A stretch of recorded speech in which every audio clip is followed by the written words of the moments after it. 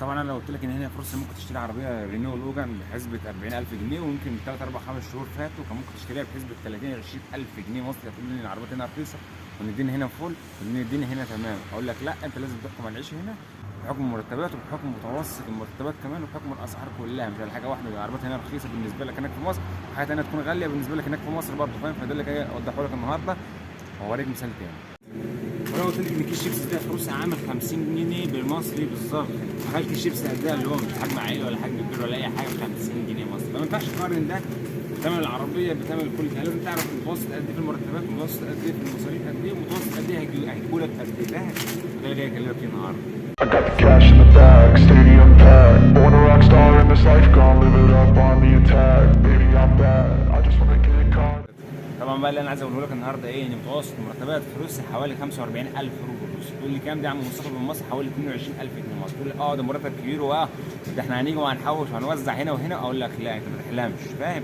قول لي ليه؟ اقول لك يا دوبك انت واحد، لو شخص واحد 45000 دي يا دوبك لو انت عايش في شقه مثلا، لو عايش في هوستل، لو عايش كده مصاريفك ودنيتك. في ناس بتعرف تحوش او بتعرف كبيت دينج بنوجه من الحاجات دي، تعرف تحوش فلوس كتير من المرتب ده. بس انا من خبره انا اشتغلت، فاهم؟ جربت الشغل وجربت المرتبات دي وجربت الدنيا، فانا بقول لك يا دوبك على قد الواحد. وممكن في ناس بتعرف تحوش مرتب زي ده وبتبعت لاهلها. 45000 انت عارف يعني كام دولار؟ يعني حوالي 560 دولار بالسعر بتاع النهارده، والسعر بتاع الجنيه المصري زي ما قلت لك بالسعر بتاع النهارده برضه. فمن كام شهر كده كان ممكن يبقوا اقل بالمصري، بس طبعا بعد الاسعار دي الفرق اصبح كبير، فاهم؟ فانا بقول لك في ناس بتعرف تحوش، في ناس ما بتعرفش تحوش، في ناس تعرف تجيب فلوس من القصه دي، في ناس اصلا ممكن تجيب مرتبات اعلى من دي. انا بقول لك على المتوسط، مرتبات اقل من دي ومرتبات اعلى من دي، على حسب بقى انت امكانياتك وعلى حسب الشغل اللي انت شغاله. في الشغل هنا بتوصل يا اخوانا بيكون 12 ساعه، عشان تبقى عارف الشغل هنا مش سهل، مش 8 ساعات وبتروح وبتاخد بالريب والقصه دي. لا، لو انت عايز تشتغل وتعمل فلوس وتحوش والقصه دي، بص فيها شغل وفيها فلوس وفيها القصه دي، وفيها شغل كتير وفيها عماله كتير. بس الشغل طحن 12 ساعه ما فيهاش هزار، وهتعمل فلوس. الشغل 8 ساعات برضه هيكون اقل في الوقت، فاهم؟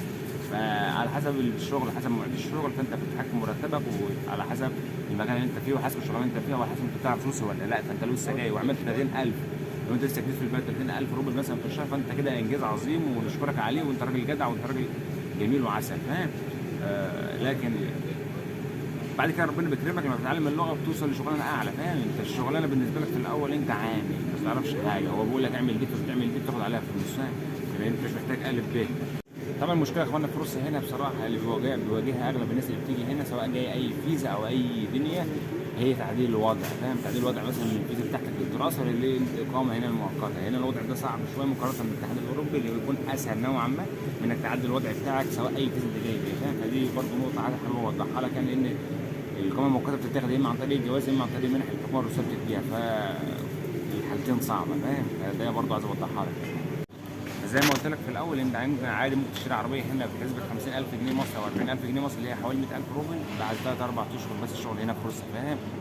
معنى إنك تشتري عربية مش معناها إنك غني خالص، لأن هنا الروس برضه متاح لهم الحوار ده وبياخدوا قروض، تاخد قرض من البنك عادي ومسهلين الموضوع. تشتري عربيه على مثلا مده كام سنه، تشتري شقه نفس القصه على مده كام سنه، فالموضوع هنا سهل في روسيا ليهم. احنا برضه الاجانب تشتري عربيه بعد شغل كام شهر، لو انت راجل شغال سيريوز يعني بجد وبتشتغل كل يوم وبتاع وبتوفر فلوس والقصه دي، لو انت عايز تشتري عربيه ممكن تشتريها عادي. الموضوع هنا مش صعب، ممكن تعمل فلوس وممكن تشتري عربيات وممكن تبقى غني.